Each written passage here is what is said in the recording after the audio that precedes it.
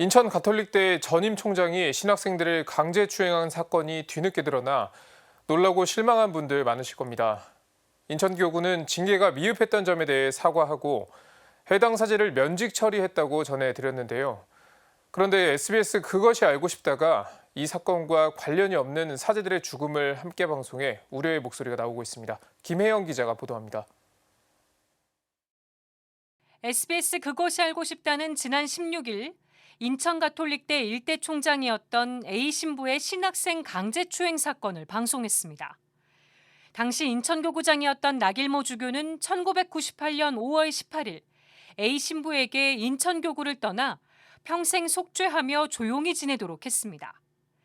이후 A 신부는 경기도 여주에 머물면서 여러 활동을 해왔고 22년이 흘러 SBS 그것이 알고 싶다 취재를 통해 문제가 제기됐습니다. 인천교구는 징계가 미흡했던 점을 사과한 뒤 A 신부를 면직 조치했습니다. 아프고 힘든 일이지만 이를 통해 우리 교구가 특히 무엇보다도 사제들이 쇄신할 수 있는 기회로 삼겠습니다. 그런데 SBS 그것이 알고 싶다가 A 신부의 사건을 방송하면서 2006년에 서품을 받은 두 사제의 죽음을 거론해 논란이 일고 있습니다. 두 사제는 A 신부가 인천교구를 떠난 다음 해인 1999년 인천가톨릭대에 입학해 A 신부와 전혀 관련이 없습니다.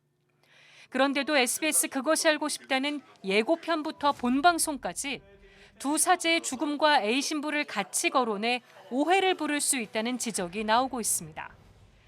실제로 인터넷과 SNS에는 두 사제의 죽음을 A 신부 때문으로 혼동하는 글이 적지 않습니다. 진행자 김상중 씨는 방송 말미에서야 젊은 사제들의 죽음을 추적하다 A 신부의 사건을 발견했다고 짤막하게 언급했습니다. 결국 방송 직후 유족은 SBS 그것이 알고 싶다 게시판에 선종한 사제들을 성추문 피해자로 만들어놨다고 항의했습니다. 유족은 A 신부의 성추문은 밝혀지는 게 맞지만 연관도 없는 젊은 사제들의 죽음까지 이용해서 방송을 만든 건 누굴 위한 정의냐고 되물었습니다. 특히 동기 신부들이 취재 요청을 거부한 건 비밀을 침묵하려던 것이 아니라 선종한 사제의 명예훼손을 우려한 것이라고 말했습니다. 앞서 인천교구도 두 사제의 선종이 A 신부와 연관이 없으며 유족의 뜻을 존중해 선종 이유를 밝히지 않았다고 설명했습니다.